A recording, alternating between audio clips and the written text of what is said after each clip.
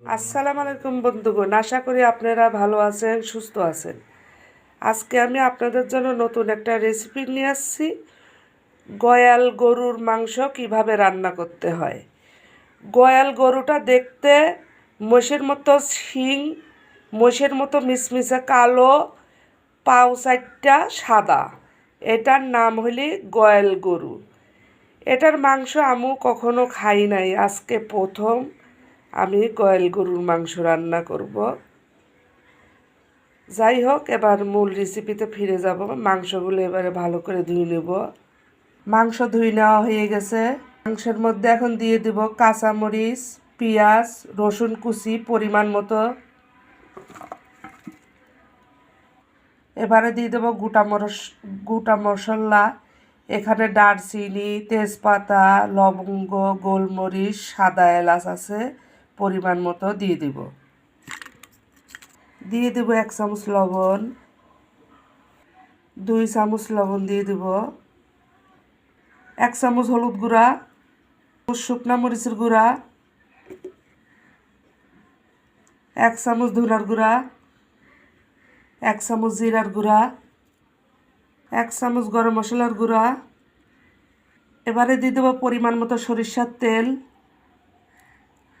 দিয়ে দেবো 1 চামচ আদা বাটা। ভালো করে চামচ দিয়ে মশলার সঙ্গে মাংসগুলি মিক্স করে নিব। মশলার সঙ্গে ভালোভাবে মিক্স করা হয়ে গেছে। এবারে আমরা ফিরে যাব কিচেনে। ফিরে আসলাম কিচেনে। এবারে চুলার উপর বসাই দিব, ঢাকনা দিয়ে ঢেকে দিব। 20 মিনিট পর ফিরে আসব। ফিরে আসলাম, ঢাকনাটা খুলে নেব। মাংসর থেকে যে পানি বের হয়েছিল, পানিটা শুকিয়ে গেছে। ভালোভাবে নেড়ে চেড়ে দিব।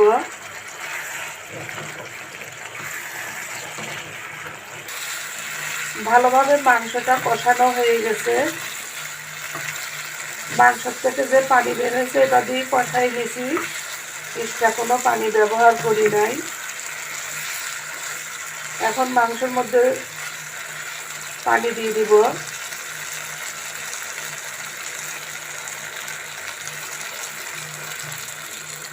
এক মগ পানি দিয়ে দিলাম।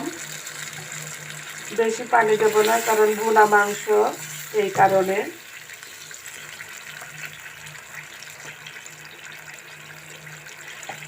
আবারও 20 মিনিট পর ফিরে আসব।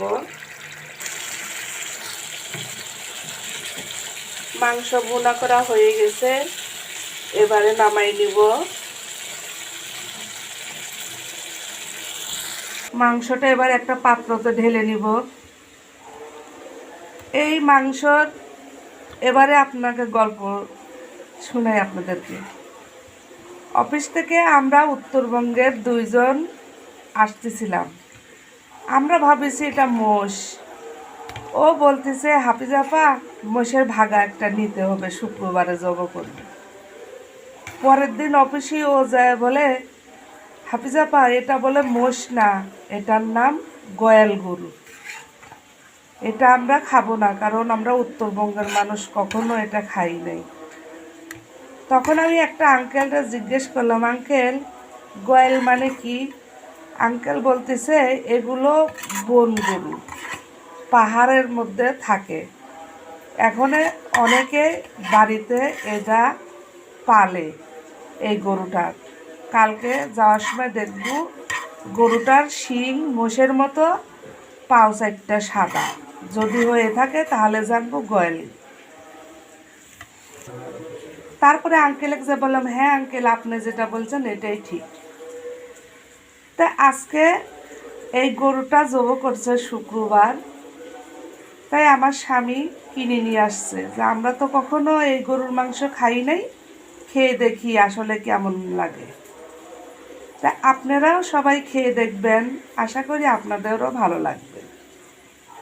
আপনারা সবাই ভালো থাকুন, সুস্থ থাকুন। এরপরে দেখা হবে নতুন কোনো রেসিপি নিয়ে। আজকে এখানেই শেষ করলাম। আল্লাহ হাফেজ।